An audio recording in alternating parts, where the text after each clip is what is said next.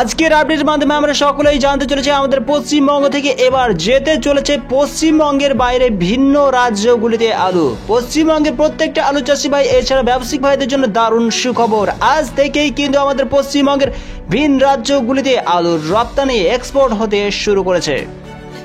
গতকাল নবান্নে মুখ্যমন্ত্রীর সঙ্গে আলাপ আলোচনা করার পর এই সিদ্ধান্ত 5 মিনিটের মধ্যে নির্ধারিত হয়। এবার কিন্তু পশ্চিমবঙ্গের ভিন্ন রাজ্যগুলিতে আলুর এক্সপোর্ট হতে শুরু করবে আজ থেকেই।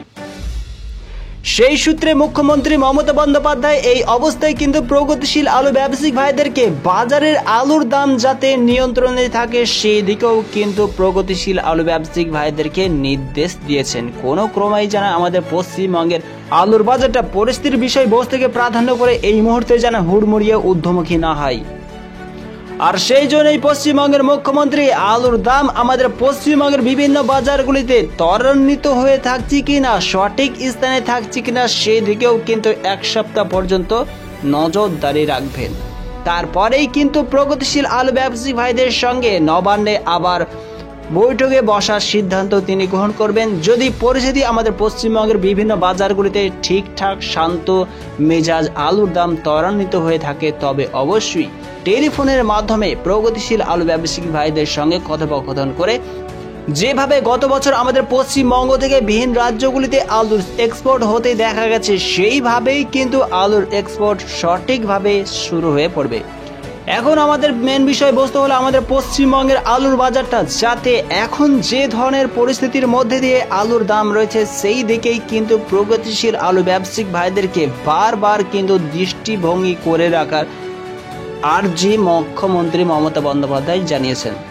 এছাড়া এই মিটিংয়ের মাধ্যমে মুখ্যমন্ত্রী মমতা বন্দ্যোপাধ্যায় আলোচনা করেছেন যে 1 সপ্তাহের মধ্যে আমাদের পশ্চিমবঙ্গ থেকে কত পার্সেন্ট আলু বহির রাজ্যে যাওয়ার দরকার সেই দিকেও কিন্তু তিনি দৃষ্টিভঙ্গি করে রেখেছেন।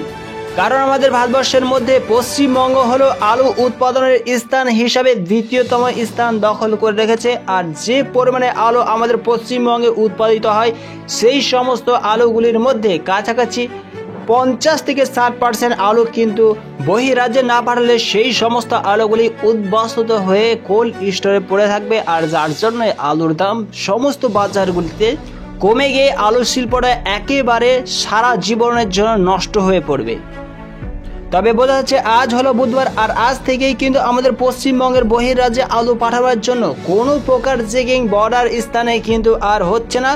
যদিও পশ্চিমবঙ্গের মুখ্যমন্ত্রী মমতা বন্দ্যোপাধ্যায় যে সমস্ত আলুগুলি 1 সপ্তাহের মধ্যে বহিরাজ্যে যেতে চলেছে সেই সমস্ত আলু ট্রাকেরগুলির দিকে কিন্তু দৃষ্টিভঙ্গি করে রাখছেন। প্রয়োজন হলে আমাদের পশ্চিমবঙ্গের মুখ্যমন্ত্রী প্রগতিশীল আলু ব্যবসায়িক ভাইদেরকে আবারও কিন্তু 1 সপ্তাহ পরে নবান্নে ডাক দিতে পারেন। এছাড়া ওভার টেলিফোনের মাধ্যমে এই সমস্ত ব্যবসায়িক ভাইদের প্রগতিশীল আলু ব্যবসায়িক ভাইদের সঙ্গে কথোপকথন করে সমস্যার সমাধান করতে পারেন।